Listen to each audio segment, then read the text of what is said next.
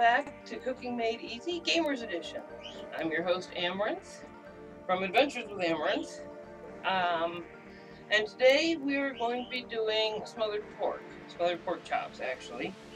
I know the last thing I did was a barbecue pulled pork, and I don't normally do two of the same kind of meats back to back, but in the real world we've actually had several meals since I did that.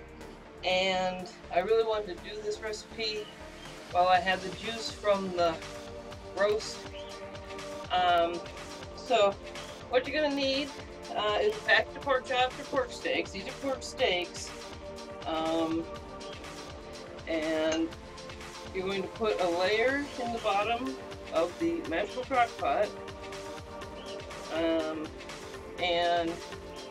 then you want to put a layer of a vegetable of some kind. I've got some sliced new potatoes here that I didn't bother to slice on camera because I'm kind of thinking at this point people know how to roughly slice a vegetable. I've also got some fresh onion, and the reason why I like to put them between the different layers, we actually have 4 pork steaks here today, which will be 2 meals for me and Mr. Editor, or we'll feed 4 people. But the reason why I put the layer between is because meat proteins tend to like to cling to each other, and you end up with one solid, I guess, pork mass as opposed to your pork steaks if you just allow them to cook together. At least in my experience. I mean, and so you just put the layer, like I said, layer of little potatoes and some onion, and then you're gonna put, I didn't bring all the spices in today, we're talking a little bit of garlic salt, onion salt, pepper, or you can use the seasoning salt. If you want to take it one step easier, just buy a good seasoning salt, and it's going to have all of these in it. And then you're just going to add your seasonings here. Back when I made the pork roast, I said, you know, to reserve liquids. And this is actually a liquid from that pork roast. It had about a ½ inch layer of pure fat on the top of it that, like I said, once you've refrigerated it or freeze it, that just comes right off like a cap on a jar. We also have 1 can of cream mushroom soup because we want to make the smothered pork chops, which means you're going to need a little bit of thickness. And you just take and add bits to the top. And you're gonna just pour the juice down over top. If you don't have a reserve liquid, like I said, I usually save mine for when I do roasts of any kind, or a chicken or something. I'll save the liquid that is gathered at the end because you can use it for other things. And like I said, this is our pork juice. I had to warm it up a little in the microwave because the pork shoulder we used had so many nice big bones in it that this is was complete collagen almost, right? I think it was solid like Jello, and I wanted it to pour a little better, to be honest. I mean, if I wasn't doing a video, I might have just put it in there and let it cook through. But once you put all these things into, again, the crock pot, or as we call the magic cooking pot around here, you're just going to turn it up to high, like we've done in the last 2 videos, and you get to walk away. So again, we're talking about prep on this. The time to cut up 4 or 5 potatoes and a ½ onion, 5 minutes. And just now you saw the rest. Substitute for juice from something else, from a roast or something, would be like the chicken better than bouillon. I use the beef better than bouillon for the soup. It comes in many flavors and varieties. The chicken one actually makes the best flavor match for pork, to be honest. So, what we're going to do now Because like I said before, this is something you can do first thing, or even, like right now it's around 11.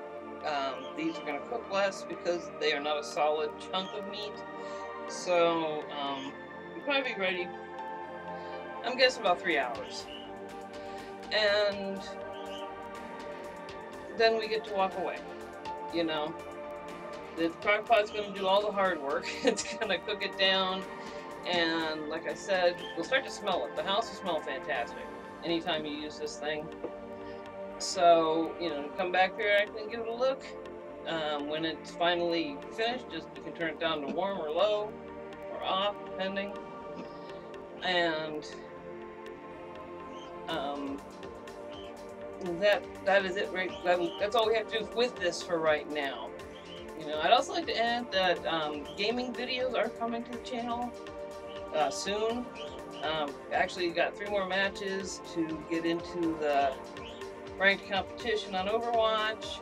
Our lovely computer system that Mr. Editor found and installed had a questionnaire asking about their product, and for that they gave us a lovely gaming headset, which I sorely needed.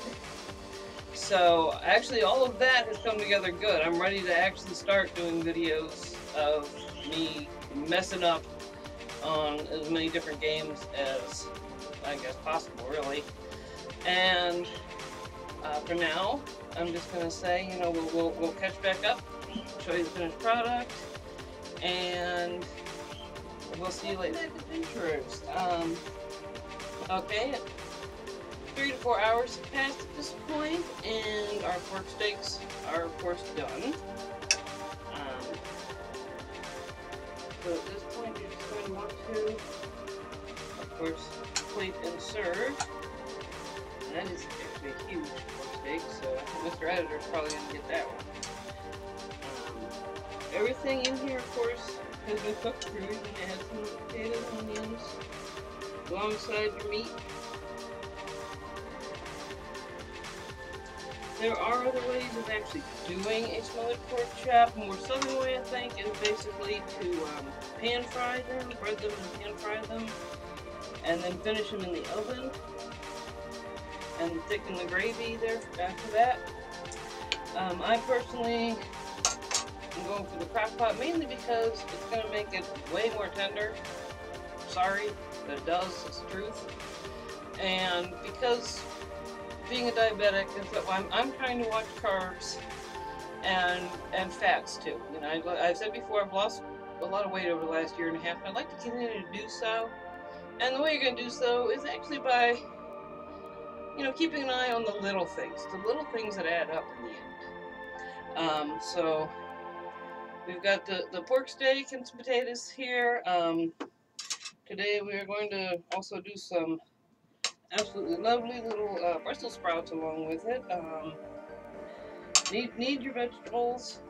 These are actually just seasoned with just a little pinch of salt and some butter. And when I say butter, I mean butter. I do not mean margarine. I know, oh my God, big crime against God, I'm using butter. But the fact is that the margarine and the fake butters that we eat actually are harder for our body to process. So natural butter is actually an okay alternative, and as long as you are not going insane with it. You're not throwing a whole stick of butter on some Brussels sprouts or something. Just a couple pats and some salt. That's all it really needs. Sometimes with Brussels sprouts or with asparagus, I'll add a little fresh lemon juice. It's actually fantastic that way. And later on, especially when we do some of the all one-pan oven dishes, we're going to talk about actually roasting the Brussels sprouts and asparagus. It changes the taste dramatically, especially with asparagus, I found. In fact, if you do it right, I've found that baked asparagus actually tastes a lot like buttered popcorn. And it sounds weird, but it's true. So, part of any, good meal is definitely adding some greens. I didn't add any really with the barbecue, because barbecue is more of a snack slash, I want to say party or get together kind of food. The soup obviously had plenty of vegetables in it, but you want to make sure you include a lot of good vegetables in your diet, and just, just watch out where the stuff's going to sneak up on you. In breadings, in extra fats, that kind of stuff. So this is the smothered pork steak. We also, like I said, with the smother,